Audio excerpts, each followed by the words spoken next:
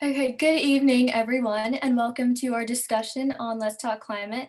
The co-hosts for our event tonight are Mothers Up Front, Greater Gainesville, Youth Climate Action Network, and Climate Lobby, Prince William County. Our agenda for tonight is you'll be hearing a brief overview of our work in the county, and then Supervisor Boddye will go over his recently passed resolution that sets climate action goals for our county.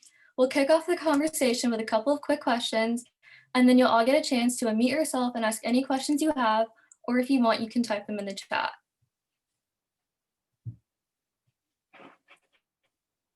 Okay, sorry, need 1 second. I'm trying to live stream this on our Facebook page, and then I'll put up the presentation slides. Give me 1 second, everyone. Please be patient, just one moment.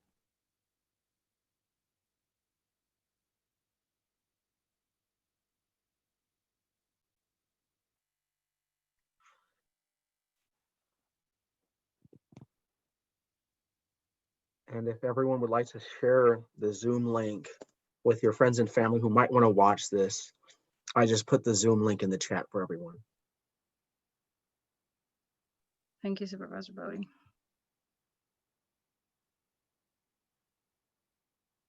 Okay, I believe we're live, hopefully. If not, okay. If not, we'll share the recording. I'm gonna share my screen. One moment, please. Okay, here you go. Go ahead, Miriam. Okay, so I'm going to go over some quick Zoom norms. So to make sure that there's no background noises, if you all could please keep your everything muted for during the presentation. If it's not already, click the gallery view on the top right-hand side of your window.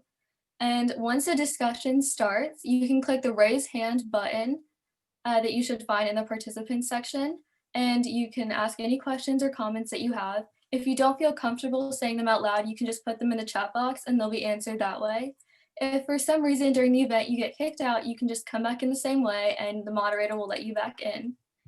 Just as a disclaimer, this is all being recorded, so you'll get the recording back in a few days if you want to go and watch it back.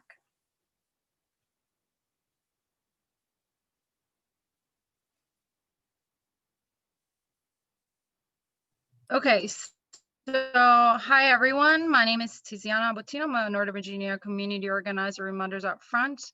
I just wanted to give you a very brief overview of our work in the past year, just so you get a little bit of an idea of what we've been working on. So last year, 2019 in October, we launched our Fossil-Free Schools campaign. Our goal was for net zero schools for all Prince William County schools, new and then eventually existing ones, to be net zero. So all the energy that's produced in the school, that's utilized in a school building will be sourced by renewable energy. And so that was our goal. We just wanted our schools to be powered by solar and geothermal, just clean sources of energy. So that was our goal. Okay, there you go. So we launched the event. That was the picture that you saw before. It was outside the school board where the school board meets. And so I got a few students involved. I started going to various high schools to get students involved. And we have one of them on this call. Teresa, if you could share your experience participating in this campaign, that would be awesome. Yeah, so in March of 2020, I joined, and as a student, we got to speak in front of the Board of County Supervisors and speak in front of the school board during public comment time, and specifically during the summer for the school board, we would advocate for net zero schools for the campaign. And then also additionally, we would host webinars for advocating for net zero schools. On top of that, during the summer for the Board of County Supervisor meetings, we launched a campaign called Going Green and Clean, promoting a climate resolution, which Supervisor Boddye wrote, and they passed. Okay. So it was wait. experience. Sorry, 1 second. You're jumping. Oh, you're jumping ahead. Sorry, my bad. But yeah, so for as a student, sorry, I also wanted to mention, yeah, sorry. sorry, I'm having a little bit of a skippy internet connection, but I just wanted to mention that we did win the resolution, the campaign. Can you all hear me? I think I'm having technical difficulties. Okay, I'm sorry. We can hear you. I'm sorry, I didn't hear myself for a second. Okay, so I just wanted to mention, sorry, Teresa, to interrupt you, that actually our net zero schools campaign, fossil free schools campaign, we actually were successful last June when the school board introduced this incredible resolution that went above and beyond what we were asking. So all of first of all, they recognize climate change as a threat and they pledged to address it. And also now all new and renovated school buildings would include option to be fossil fuel free net zero buildings and be powered by renewable energy. Also, they're going to look into the cost of converting all of the county's school buses from dirty diesel to electric. And also all classes for all students from K to 12 will have a greater focus on sustainability and the environment. So they also see that benefit within the classroom. And there is also a newly created commission on sustainability that will advise the school board on sustainability and clean energy and what more can be done within the schools. And actually, Teresa and Meredith, they're two of our members there on this call. They are on that commission to advise the school board, which is really, really exciting.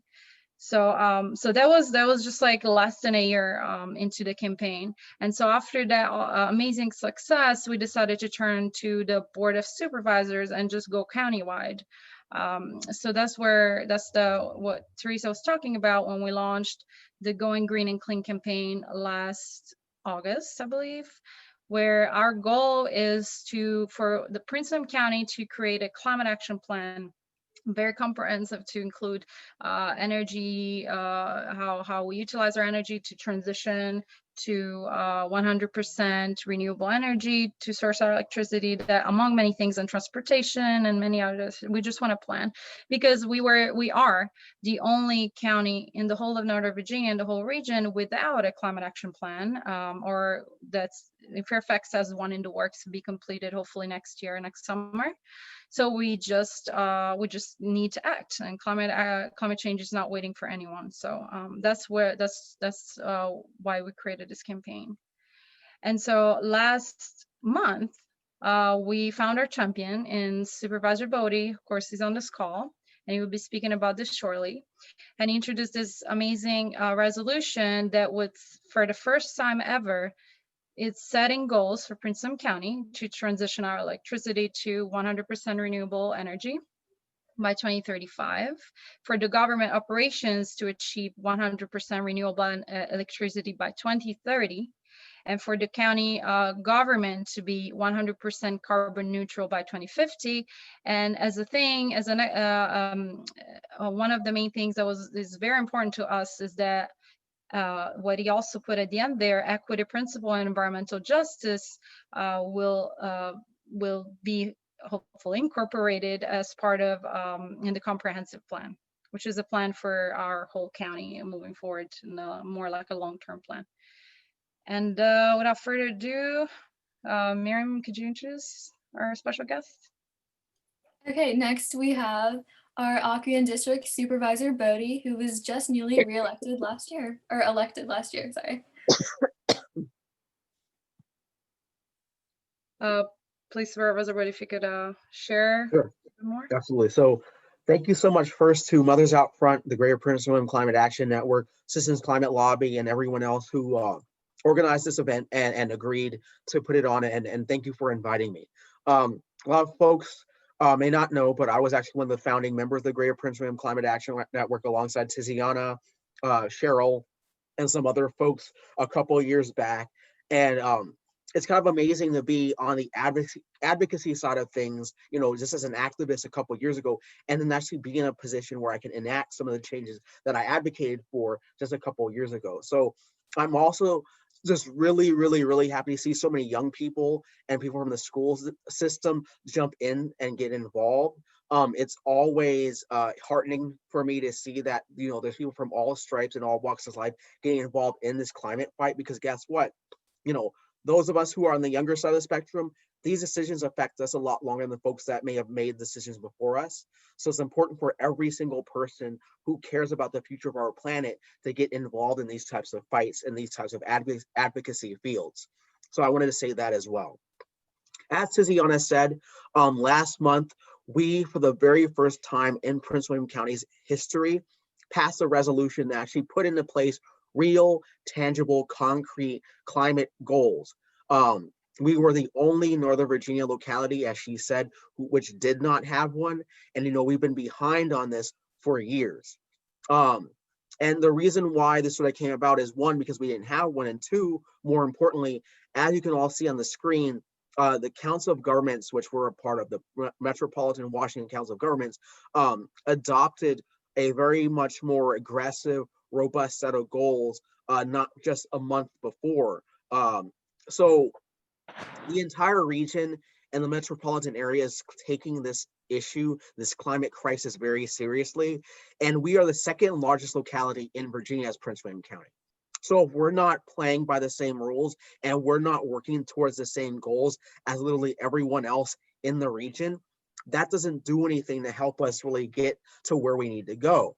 We have a lot of folks who have realized for quite some time that we have been a donut hole with so many initiatives when it comes to transportation, land use, affordable housing. But one of the foremost crises we have nowadays is not any of those things, not to diminish them, but without us tackling climate change, none of those other things really matter nearly as much.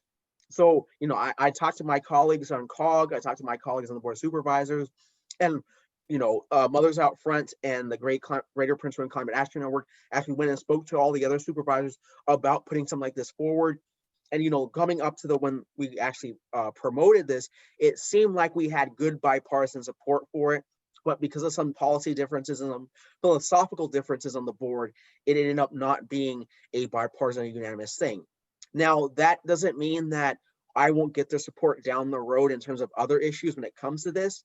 But this was a very first important step, because I can't highlight enough how much putting things in the comprehensive plan actually matter. I know not a lot of folks may realize how important the comp plan is to the county, but basically it's our overriding Bible-like policy document that literally, when staff makes any choice, whether it's approving something or coming up with new regulations or updating another chapter of the plan, they always have to go back to the comp plan in order for it to be their guidebook on how they do something. So let's say, for example, a developer wants to come in and build something new in the county, whether it's a new high-rise apartment or a new commercial structure or even a public building. They have to look at the comprehensive plan, and the county staff will have to work with them using the comprehensive plan to look to make sure that they're following the right goals set aside in that plan. So if a building is coming online after we pass this new resolution and it doesn't further us towards that goal, our county staff will be empowered with the right rules and regulations to go back to that developer and go, hey, Mr. Developer, are there ways we can help lower their carbon footprint of even the construction process, the types of vehicles you're using to haul everything, the types of vehicles you're using to construct the buildings, all of that stuff. What kind of waste are you putting in the air when you're actually constructing the buildings, and what kind of waste are you doing long afterward? How are you impacting the watershed? All of these things go into our under the hood county policies. So the comp plan is where that starts. So the last part I'll say about the resolution itself, is the last part that Tiziana highlighted, which is incorporating equity principles and environmental justice in the Community Energy Master Plan and the entire comp plan. So again, what that means is whenever county staff from here on out has to do something, work with a community group, work with a developer, work with a nonprofit, or look at their own regulations and what they do, they have to look at it from a lens of equity and environmental justice. So let's say Dominion Energy wants to come in and work with the county to put in power lines somewhere. Well, if those power lines are going through a low income or minority neighborhood, which is what usually happens, county staff can come back and say, hey, no, you can't do that because environmental justice is a key part of our vision for our community because it's in our comp plan. Is there some other place we can put this that doesn't impact a frontline, low income, or minority community? There's so many other ways this plays out, but those are some highlights on why this is so important. And frankly, this is just the first step. There's a lot of other things we can do along the way to make sure we get to those goals. And in between the two clauses that Tiziana has circled here is another one. And it's for staff to come and work with recommendations for us to be able to get to these goals, because goals are great to have, but unless we actually have enhancements and recommendations by our professional staff, we won't get there. And the last part is that one of the things that this resolution also does is help us set up a public advisory body. So basically a citizen-run board or commission that will, help pool all the collective knowledge and expertise of folks like yourselves on the call here tonight, on the webinar, all the great expertise of the professionals, and we have a lot of folks who worked in the EPA, worked for DEQ, worked for all these environmental organizations and agencies who live here in the county, who have engineering backgrounds, and it will allow us to pool those collective wisdom and knowledge and expertise into a citizen-run effort to give us recommendations, because the only way we do best is if we're hearing from citizens like yourselves and we're able to put forward goals that we can actually achieve with your help.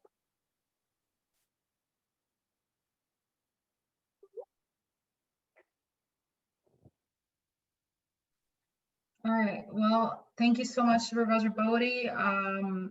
It's question time. So this is meant to be a community conversation. We want to hear from you. We have, as a timeline as for tonight, up until 8 o'clock. If there's really a lot of questions, really good questions, maybe we'll stretch a little further, not much further, to respect everyone's time, Supervisor Boddye time.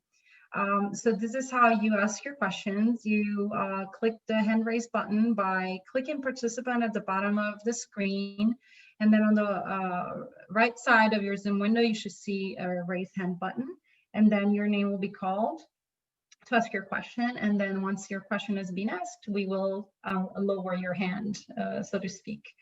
And then we also take questions from the chat if it's possible, depending on how many questions we have. But we would like this to be a free-flowing conversation as long as time allows. But I believe Meredith will kick off just with the initial question. Yes, thank you, Tiziana. So to kick off questions, Supervisor Boddye, in the resolution, there is a goal calling for carbon neutrality for government operations by 2050. When can we expect a goal calling for countywide carbon neutrality? So thank you so much for that question, Meredith. I know that's something that came up in some of our conversations leading up to the resolution being proposed and during the process of us, trying to get it passed. And I want to also take this opportunity to thank you all for advocacy. Excuse me, and speaking of the board and sorry, and speaking of the board and all my colleagues to make sure that we really got this put forward. Give me 1 second. Because without your advocacy, it probably would not have happened nearly as quickly as it did. But part of your advocacy is saying, hey, this is great, but what's the next step, right? How do we make sure that we're not only doing government operations, but the entire county? So what I would say is, well, I can't give you a definitive timeline on that right this instant. I've always been a big believer in leading from the front. And for me, we need to get a handle on our government operations, have a timeline for that, because a lot of what helps drive our greenhouse gas emissions and our carbon footprint as a county are, our county vehicles, for example. That's both us on the county side and the school board. The school board, between us and the school board, we're the largest employers in the entire county. So if our own employees are making better choices when it comes to our carbon footprint, it's much easier to then go to the private sector, go to nonprofits, go to the residential realtors and whatnot, and really talk to them about how we can get the entire county under control. That isn't to say that we're not going to work towards that at the same time, You know, there's been a lot of great bills passed by the General Assembly that will give us more power and more authority to help all sorts of folks with that. And you know, one of the other directives that I made quite a few months ago that Tiziana has talked about in the past is the creation of a seat pace program to help nonprofits in the private sector refurbish their buildings to make them more energy efficient and less or carbon unfriendly. So there are a lot of things that will go into getting to a concrete timeline. I don't want to overpromise and give you guys a number, but my hope is once we get a handle on the government operations side and we start getting into place more of these tools, it will give us a roadmap to start putting in actual goals for the entire county as well. All right, so my question is, what are the low-hanging fruits for Prince William County to get started? Sure. So when it comes to anything, that's a great question, by the way.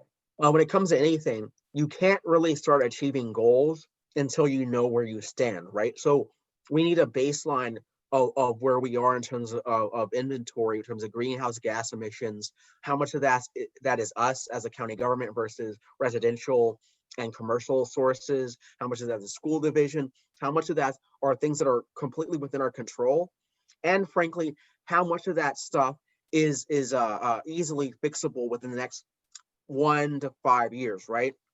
Because when it comes to planning, you need like what can we do in the first 90 days, the first year, the next 5 years, next 10 years, 20 years, 40 years.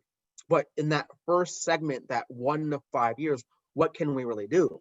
So that low-hanging fruit is taking inventory of things like the entire public works department and the entire county government's light fixtures, right? What kind of light bulbs are we using in all of our government buildings? Are there efficiencies and weatherizing we can do in terms of windows, roofs, infrastructure that we already maintain as a county? What about our public structures like our garages? Are they built in a green and effective manner? Or are they just, you know, impervious surfaces that cause runoff? There's all sorts of different ways that we can look at our existing stock of lights, infrastructure, and then our fleet as well.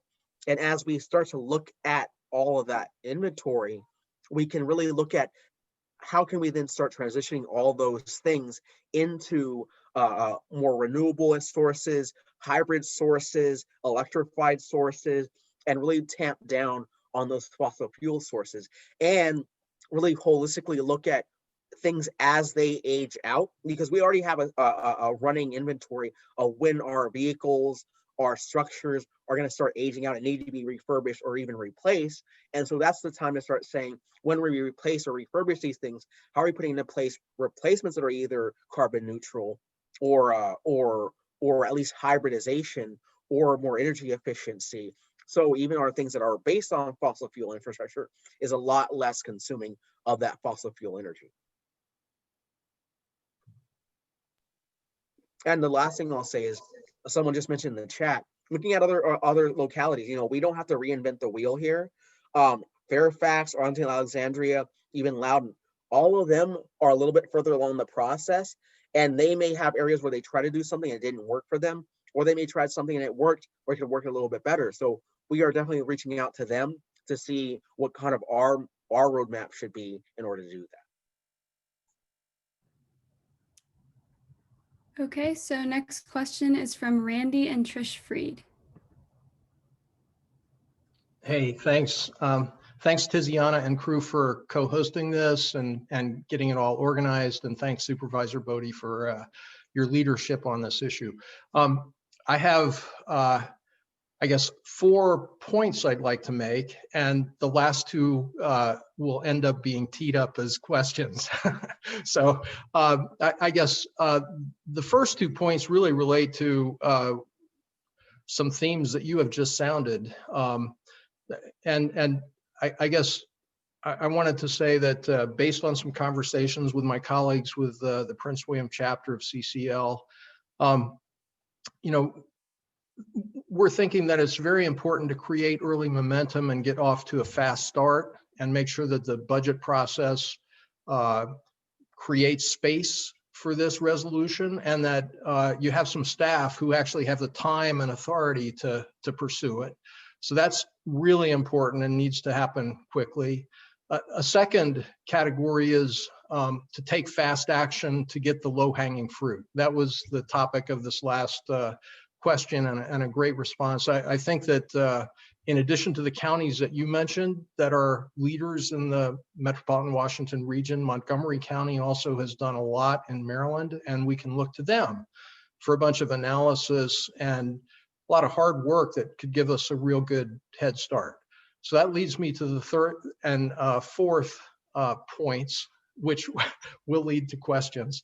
So the third point is that several of us think that it's really important to take steps now to address the biggest and most complex issue that's really within the policy bailiwick of the county, and that is figuring out how to integrate greenhouse gas goals into the decision-making processes for transportation and land use.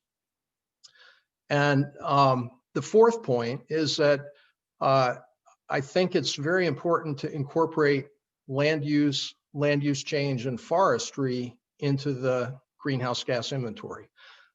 Metropolitan Washington Council of Governments has given us a great start with a preliminary greenhouse gas inventory. Thank you, by the way, for paving the way for me to get access to that inventory and kind of peel back the onion a little bit. At a really high level, as I'm sure you know, they peg the county's emissions as having grown by 19% between 2005 and 2018. So that's a pretty big leap. And that is going to make it even harder to get a 50% reduction by 2030 compared to that 2005 baseline, because our emission trajectory has grown considerably and we have to cut it by quite a bit. I think that Prince William County is really kind of unique among the MCOG counties. We have a lot of forested area. We've got Prince William Forest Park, we've got Manassas National Battlefield. We have a couple of the largest areas that the Northern Virginia Regional Commission has identified as potential wildlife corridors. And when you peel back some of the USDA Forest Service data on forested land in Prince William County, it gives us some really interesting results. It indicates that the county's been storing carbon at a pretty high rate between 2005 and 2018. High enough rate that instead of growing by 19%, I think we actually have a 1% decline. So I think that if we can incorporate land use both in the inventory and in our decision-making processes going forward, it has really important implications. So thank you for your patience. And now for the questions. I guess the first question is, what do you think the prospects are for us to integrate our carbon goals into our transportation and land use decision-making? And the second question is, what do you think the prospects are for incorporating forest carbon in the inventory? And thank you.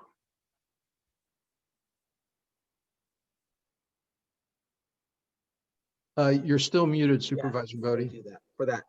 One, can everyone see what I have up on the screen now? Yes.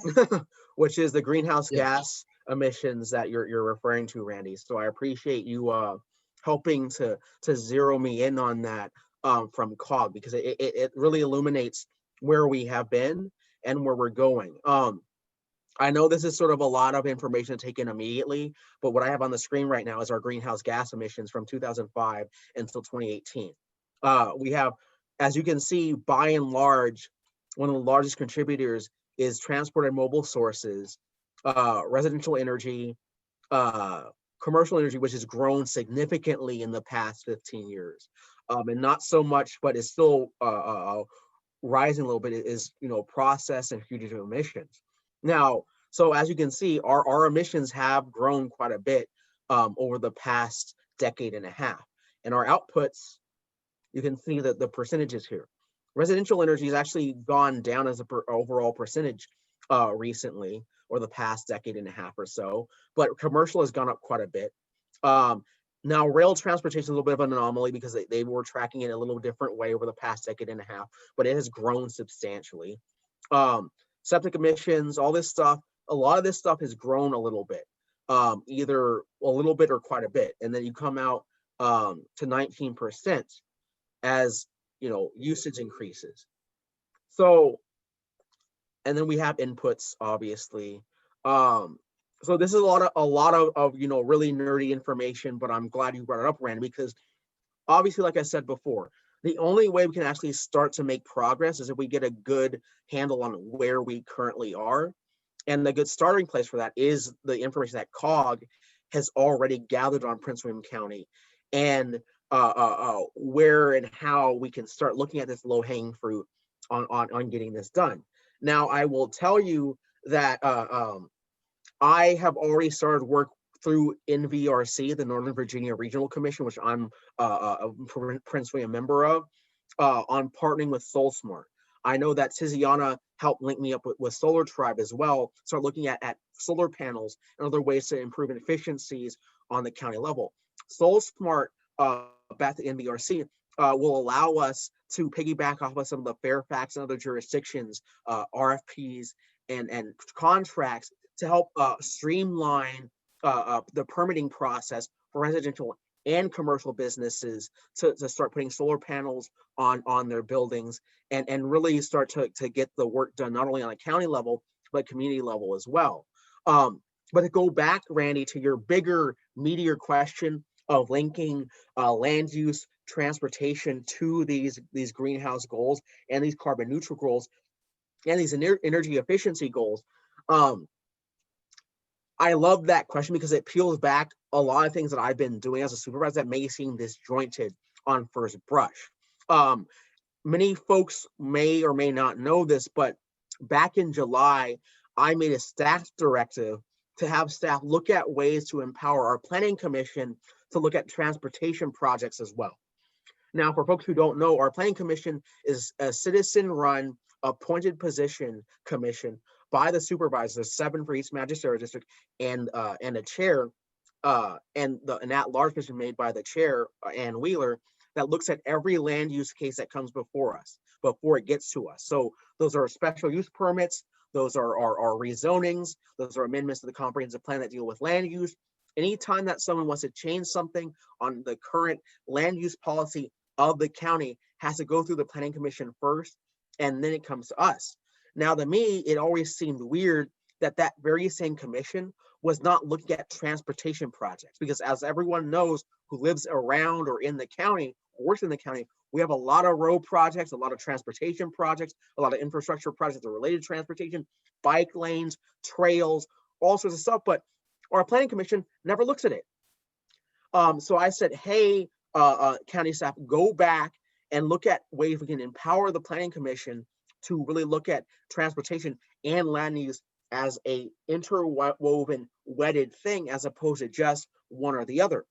I know Supervisor Vega put in a directive not long after to look at setting up a transportation commission, which is also citizen-led, for many of the same reasons. Now, she and I differ a little bit on where that should go, because ultimately I think that both of those things should just be handled by the planning commission, whether that's a subcommittee of the planning commission itself, or some ad hoc committee that's linked to them, or what have you. But the reason why that's important, to get back to your question, Randy, is because my resolution says that we have to put environmental justice and equity principles into the comp plan. That includes the mobility chapter of the comp plan and the land use chapter of the comp plan. 2 chapters we are currently still updating right now as a county that has not come to us yet for consideration. So now that we've gotten this resolution in the door, implemented and resolved already before those updates come to play, now we will have to have it such that when those updates, the land use and mobility chapter, come before us, they have to already have baked and embedded with them those equity principles, environmental justice, and those climate action goals we have in the resolution. And we will have a planning commission, which will be empowered to look at transportation and land use as one and the same, and they will have to look at those equity principles and environmental justice and the climate goals whenever they look at giving a thumbs up, a thumb down, recommendations of improvement before it even comes to the Board of County Supervisors. I hope that answers your question. That does. That's great. And the that answers the question about integrating transportation and land use. Hits that nail right on the head. And then the other question was. Sorry, Randy. I'm sorry. We do have other questions. Do you mind like waiting a little bit if it's okay? That's fine. To allow other people to ask. Thanks for the question, Randy. I love where your mind is heading, and thank you for all your support. Hold on to that, and after we ask, let other people ask the questions. Thank you so much, Randy. Rachel, could you? I think is David Larson. Yeah, our next question is from David Larson. Yeah, thank you. Can you hear me? Yes. Yeah, great. Thanks to the organizers for setting this up and publicizing it. And thank you, Supervisor Boddye, for sharing your thoughts with us. I have a personal understanding of the term resilience, which appears a few times in the supervisor's resolution. I'd like to hear your thoughts, Supervisor Boddye, on what resilience encompasses as far as you're concerned, because I think it's hiding a lot of very urgent things that we probably don't want to talk about. So can you expand on that term resilience for us, please? Sure, that's a great question. So what I would say that is resilience to me means a few different things. So for example, to go back to the resolution itself, to me, environmental justice and equity is how you get to resilience in communities, number one, because when you have a situation where certain communities are more impacted by pollution and greenhouse gases and fossil fuel infrastructure, that makes for disparities and differences of outcomes. That makes it so those frontline communities who are most impacted by the current archaic infrastructure, they suffer for it. They simply aren't as resilient. You know, you have public health concerns with that. When you don't have clean air or clean water, or you have faulty soil, or you have radiation causing infrastructure around you, you're simply not as healthy and you're not as resilient as a community. So there's the practical side of that when it comes to that. But in terms of resilience also as a whole, you know, we all know that people have always sort of voiced concerns about the sustainability and resiliency of where we currently are in terms of fossil fuel infrastructure, right? We know that there's only so much oil, there's only so much coal, there's only so much X, Y, and Z that we're drawing from the earth in terms of our fossil fuel infrastructure. You know, we also know that when our energy grid is only drawing from one or two sources of energy, if there was some sort of catastrophe or some sort of storm or something else that knocks out one part of the grid, we do have some redundancies for that and backup generators in certain places, but not a lot. And the more centralized our grid is right now, the more we're reliant on only one or two or a very small number of sources of electricity. However, if we go to more renewable sources and we become more distributive and we're community aggregate in terms of where our energy is coming from, you know, empowering businesses and residents to have more of their own energy generation and to have a more equitable distribution of energy and infrastructure, it becomes a lot less dependent on only one or two or three sources of our energy grid. And to the point, you become a lot more sustainable and resilient in terms of the overall community as a whole. The last thing I'll say about that is a source of jobs, right? A lot of folks talk about a just and responsible transition to renewable energy. What does that look like? Obviously, if you go fly by night and just wreck the entire fossil fuel economy, that is a lot of people who are going to get out of work and people that are going to have their livelihoods on the line, their ability to put food on the table. But if you have a real plan to give people jobs that will be in an economy that is built to last, not only for the next couple decades, but for the next century, in renewable energy sources and that transition phase, because let's face it, between now and 2050 is still 30 years. That's still a couple of generations worth of workforce and what have you. If you embed a real plan to help promote good paying jobs to sustain us through that economy, that's making a more resilient and sustainable workforce, which means a more sustainable and resilient community. I hope that helps answer your question.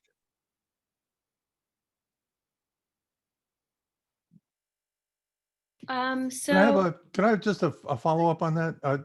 I just, the one piece I did not hear addressed is the response to disasters, because climate change, capital C, is inevitably going to harm our environment on a global scale. And I'm concerned that the county needs to be planning for the inevitable. I know we're working to mitigate, but to plan for the inevitable disasters. I mean, we're sitting in the middle of one right now, a year-long COVID disaster, and we will have many more epidemics and other natural disasters. And how much resources the county going to be invested in these outcomes are predictable. Thank you. I'm sorry. So Rita Romano asked, well, her first question was, how close are we to appointing an environmental sustainability commission? So that's a great question. I know that that was Supervisor Franklin's directive to form that. And I know that she has been trying to nail down some of the folks in county staff to get a more sustainable a more concrete timeline on that. What I will tell you, she has told me recently that she plans to publicly ask for an update on that. But to broaden that a little bit and not to take too much more time, you know, in light of my resolution, we will be talking with county staff, especially in light of the budget next year, in terms of getting someone who's dedicated on county staff. Doesn't have to be their only job, but has to be one of their main jobs of keeping track and really driving a lot of these sustainability, climate, energy, and resiliency directives, because we've made a lot of them. You know, no board in the history of Prince William County before ours has made any, basically, these kind of directives before. And so county staff hasn't really had to really hone in on them as much. But now that we have these directives out and these goals that we want to achieve, and again, to the point, comp plan updates that need to be done that incorporate these changes, county staff will have to be either diverted or created to help sustain these and keep these moving. So that's a conversation I will be having with the county executive, Chris Martino, in the next few days and weeks on how we dedicate some staff to that very purpose. But to go back a little bit to the previous question, that is part of the much larger question here. Resiliency does come down to how can we make ourselves more resilient to the next catastrophe and superstorms that come on through. Now, obviously, preventatively by combating climate change, we will make ourselves better like that in the long run, but we're already feeling it. So, you know, I have been working with staff on things like stormwater mitigation and management. That's part of the planning there. I have been working with county staff on looking at better resiliency tools and mechanisms from a public works perspective on a lot of our roadways and streams and things like that. We're unfortunately a county that has been around for a long time. Well, we've seen a lot of growth in the last 20 years, and that means there's disparities in the infrastructure between older Woodbridge and out in Gainesville and Haymarket, or Dale City versus the Montclair community. So there's our disparities all throughout the county that we have to tackle, and the equity principles that we put in, environmental justice principles that we're putting in, will help us guide that. And it comes back to the budget and funding and the capital improvements program that I know Charlie Grimes has mentioned quite a bit. So it's a holistic thing. It's a much bigger question I can answer right now, but we are looking at that. And I would be more than happy to talk to you more about that, either in another discussion like this or even offline about what we are doing holistically to tackle all those resiliency issues. So I thank you for that more broader and more immediate look at our needs as a county. Okay, Lucia Anderson asked, is part of the reason the county planning didn't involve transportation because most road projects are state? And sorry, Supervisor Boddye, could you stop sharing the screen just so we can all kind of have that conversation? Unless you wanted it up on purpose, if you don't mind. Okay, thank you. I just want to make sure anyone who is still looking at the greenhouse gas emissions inventory wanted to read it, but Yeah, and if anyone wants it up, like, please let me know. I just saw, since we're having like a discussion. Thank you. Yeah, so I can't speculate on why the county had never really looked at those as wetted before. While you are correct in that a lot of the transportation projects and a lot of the major roadways in the county are state run by VDOT, we still have a lot of local authority on the direction of those projects, and frankly, which ones get done and which ones we apply for grants and state and federal funding for, what our priorities are, and which ones we contract for.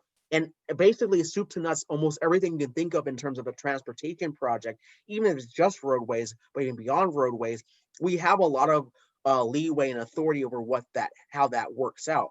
I will tell you though that based on my observations though, there's been a major philosophical shift, and not just in our board versus prior boards, but over the last decade or so on what transportation actually means. You had back 15, 20 years ago where people thought transportation, they only thought roadway. They only thought, how do I get in my car and get up to the beltway as quickly as possible and get back from the beltway as quickly as possible. Then we incorporated buses into that. Then we incorporated BRE and rail into that. But those things have been a lot slower coming to just frankly paving roads. And if that's sort of your view on how do we just build houses as a sleeping bedroom community and get people up to the beltway as quickly as possible and back as quickly as possible, you don't really think about how do we connect our communities within the county as much as possible. And that just, there are shortcomings with that line of thought. So now that we think of ourselves as more than just a bedroom community for DC or the Beltway, and more as our own standalone, robust, vibrant community that is, again, the second largest community and locality in the entire Commonwealth of Virginia, how do we become and grow into our own and look at these choices of building and land use and transportation as a much broader scope, which is why we see ourselves at this board anyway as really wedding those things together and a more holistic and comprehensive view of planning as a community. So sorry, so we I was just told that someone tried to raise their hand really early, and I guess we didn't see her or it didn't show. So if we Will Littner, you have a question, and then we go to Warren Beaton.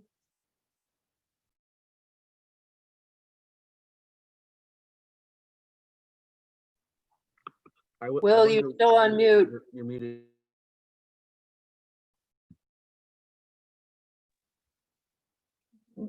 Will, you're still muted. I'm sorry. Let me see. Hold on. Whoop. We're like doing it at the same time. I'm trying to unmute you. But Can you hear me now? Yes. Okay. We've been talking like fairly broad right now about sustainability and everything like that. I'd like to get a little bit back to the goals that you have. You have two electricity goals. One's out 10 years, the other's out 35 years. We've talked a lot about demand side things that could be done.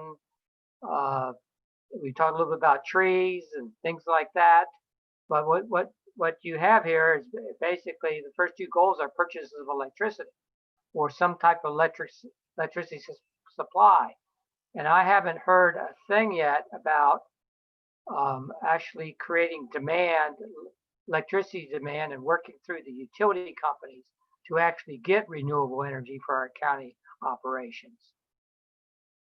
And I'd like to have, you know, that put into any sort of a plan. I'd also like,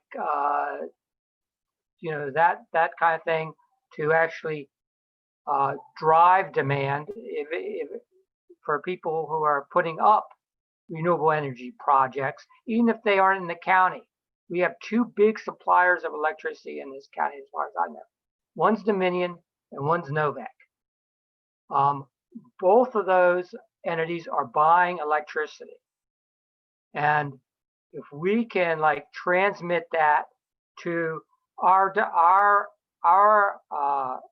urge to get electricity from renewable sources through them, and make sure that they get new renewable sources, that would be, and at a good cost, or maybe even a better cost than they can get the old fuels, then we have a big win. And I think we need to show some big wins. Like the 2050 goal for sustainability is a goal that's going to take a lot of work, and it's going to be like chipping away at a big rock with a small hammer. And it looks like we really need to start showing some, if you're going to put these goals out, showing some progress. Also within the county operations, I'm sure that there's plenty of offices and people working for the county now that really are housed in maybe in buildings that the county doesn't own.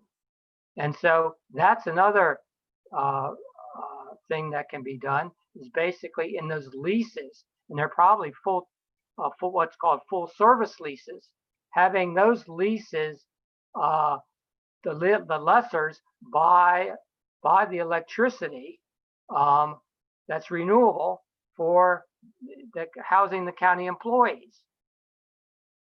That's another thing. And there's a whole bunch of things like that can be done that would show some really good progress early on.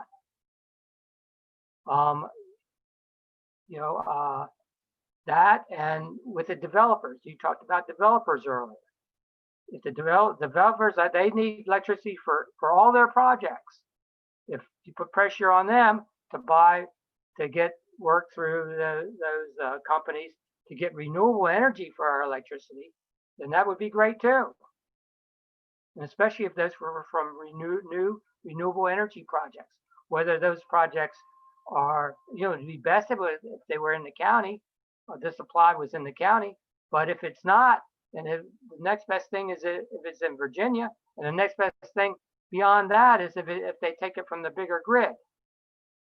That's just my opinion on that, and I'd like that kind of thing and priorities to be put into any sort of plans so that that can occur. I mean, is that something that you are even interested in? So the short answer to the long sort of great lists and menu of things we can do, Will, is yes, I am interested in that stuff. And it's always important to remember not to pass a buck that we as a Dillon Rule state have to make sure that we have the authority to do certain things given to us by the General Assembly. Now, you're correct. A lot of those things do fall under our purview. Some of them do not, but the General Assembly has given us more authority to do some of these things. Solar Freedom Bill was passed recently that allowed us to have more control over pulling from solar energy sources. Community aggregate in terms of solar has been a thing that's been passed around quite a bit. And your point is well taken on working with the utilities. The Virginia Clean Economy Energy Act that was passed in General Assembly early on back last session spoke to that and giving us more leverage with Dominion and forcing them to set goals as well for the entire Commonwealth. And included in that is, like you just said, the ability for them to work with us on us getting our local power grid to more drawing from more clean energy sources rather than the fossil fuel infrastructure. In terms of projects and contracting and making sure that those that we come into contact with are drawing from those sources in the work that they do, yes, we can control that as well. You know, embedded in the contracts we draw up with those companies and the RFP process, procurement, all the way down the line, we can be having those conversations with those sources of work and construction and all those sources on making sure that they embed those principles and those energy sources from the work they do as well. So you're right in hitting all the right notes with that, Will. But again, those types of recommendations will be things we'll be looking for, not only from county staff, but from the advisory board that we're going to be standing up as part of this process. And I will tell and sort of out Will a little bit here. Will Littner is also one of our soil and water commissioners. And so he will definitely be looking at a lot of the things that we do from a land use perspective and how that feeds into good clean air and clean soil and clean water. And Tiziana and I have been talking about ways in which we can empower the Soil and Water Commission to be more empowered when we make those choices and make recommendations on us going in a more sustainable and clean path when it comes to our policy perceptions and our policy directives and our policy goals and our decisions as a board. So yes, there are a lot of things we can do specifically when it comes to those that we partner with, and those are looking to work in the county, and those that you, like you said, who are from the outside that we can partner with to do those things. And I am definitely interested in us looking at this holistically and very granularly to make sure we get to those goals. And to your point, get some of those easy wins under our belt to show that we have momentum and that these goals are achievable. Thank you, Kenny.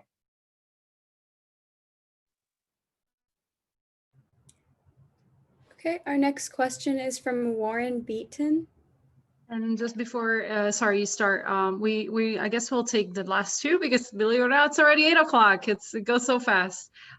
So Warren and Elizabeth will be, if the last two questions, I don't know that there were any on the chat, but if there are, and he wasn't able to answer, if at the end, maybe you could give your contact information, but yes, please, Okay. sorry, go on, Warren. Okay, thanks to Tiziana. I thank you very much, Supervisor Boddye, for this great discussion, and Tiziana for setting this up, and certainly for being willing to help let Citizens Climate Lobby co-sponsor with you. It's terrific. As most of you know, and Supervisor Boddye, we've talked about the Citizens Climate Lobby is heavily focused on action at the federal level. But we're also interested in state action and definitely at the local county level. And what I just wanted to mention, you had mentioned before the looking at the elements that you can control in the county and the element and emissions sources that you do not have influence or much influence over. And I just wanted to mention that because there's a linkage between action at the federal level and the county level. And one of those linkages is our ability to get legislation passed at the federal level to price carbon. And if we can do that, that's going to assist the county in those things that you can control less.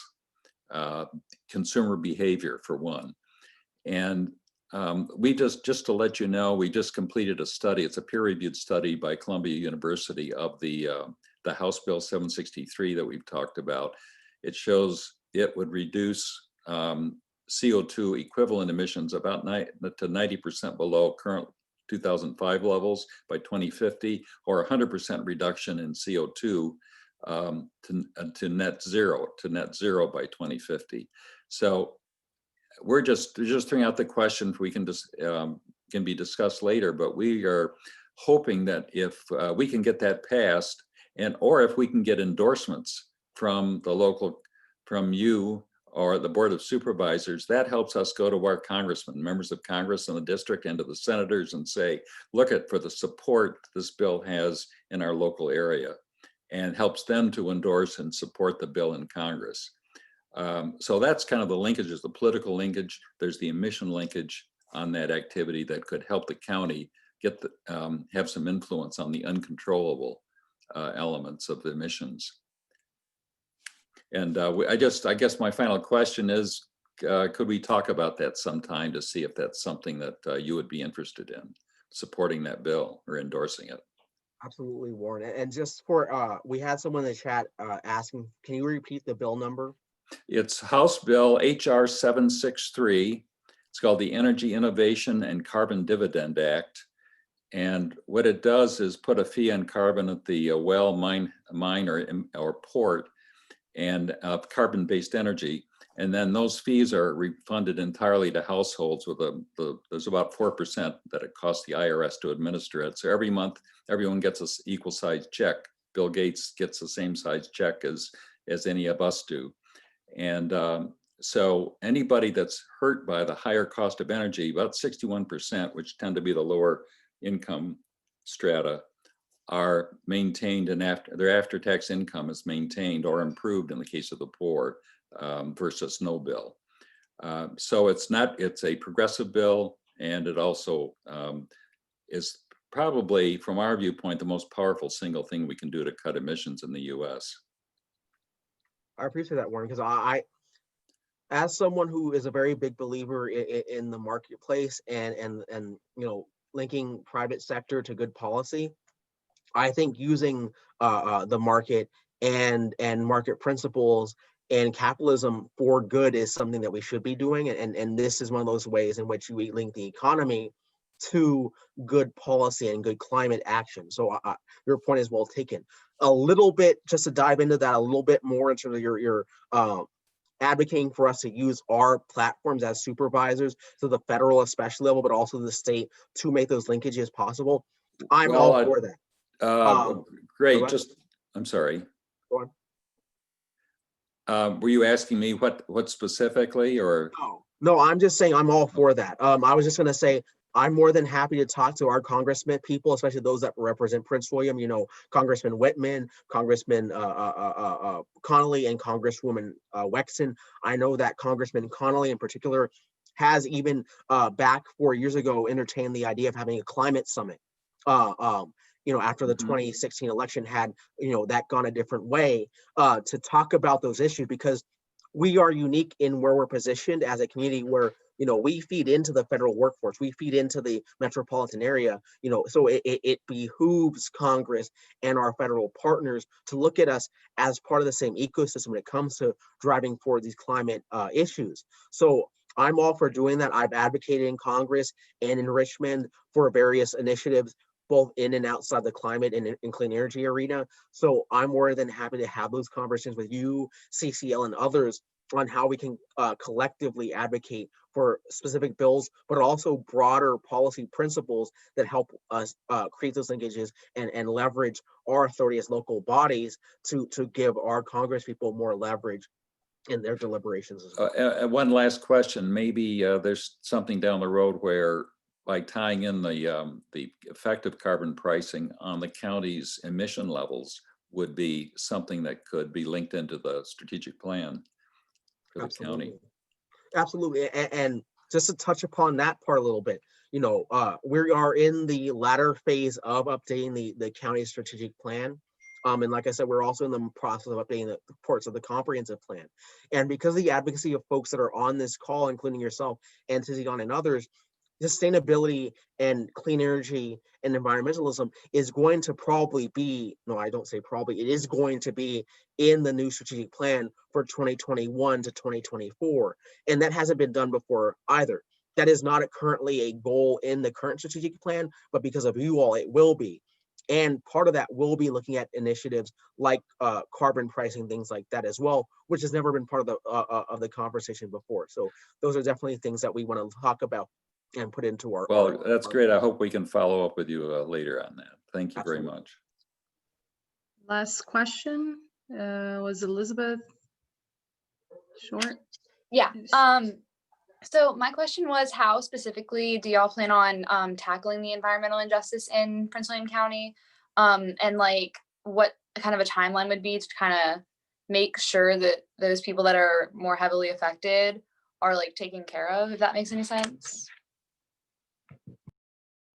It does absolutely make sense. And that's a huge question to ask at the end, Elizabeth, but I think it's a good one. What I would say is there's the macro, the micro, and everything in between. We have the much larger stuff like we've been talking about this entire time, the policy goals, the things that inform staff decisions, the comp plans, the strategic plans, and how that rolls out and rolls down to all the other decisions that we make as a county and the staff make behind the scenes that we aren't really even aware of until they're done. But you can look at the tangible things too. I'll give you a good example of that. Power lines. A few years ago, Dominion was looking to maybe run power lines through Carver Road, which is a historically Black Freeman community, because there were power lines that needed to be run to a data center out in the western end of the county. Now, due to advocacy and political pressure, the Board of Supervisors pushed back against that, and community groups came out, and we ended up making it so those power lines were buried and run along 66 instead. But that's a highlight on things that happen when no one's looking. If no one came to the wheel on that might have had a different outcome. But we look at Route 1. The Route 1 corridor obviously is one of the most diverse corridors in not only the county, but the Commonwealth of Virginia. And how does the infrastructure there look like the fact that there aren't high-powered, moneyed, lawyered up HOAs to advocate for them? That runs out when it comes to power lines, infrastructure, things like that. Possum Point, where we have a coal fire plant that currently has coal ash ponds that have been there for decades and been polluting the water and the soil and the air. And no one really thought to even question it until about 5 years ago. And we've been doing things with that too. So I would say that we have a lot of what I would call low-hanging fruit of environmental injustice that we can tackle now.